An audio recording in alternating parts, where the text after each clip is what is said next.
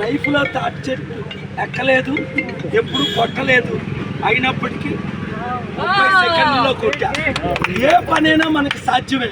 పల్లె నుండి ప్రపంచానికి వెళ్ళాను, ప్రపంచం నుంచి పల్లెకి ఎందుకు వచ్చాను?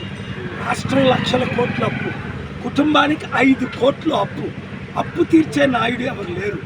స్పెషల్ స్టేటస్ తెచ్చారా, స్పెషల్ ప్యాకేజ్ తెచ్చారా, స్మార్ట్ సిటీలు కట్టారా, నిరుద్యోగులు కంపెనీలు తీసుకొచ్చారా, ఉద్యోగాలు ఇచ్చారా?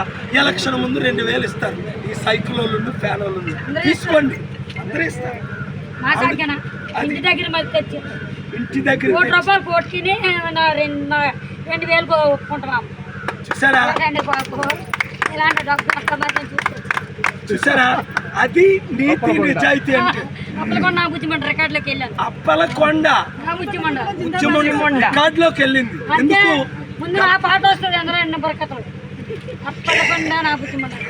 చూసారా? అది కనుక అమ్ముడుపోకండి. అప్పలకొండలాగే అమ్ముడుపోలేదు.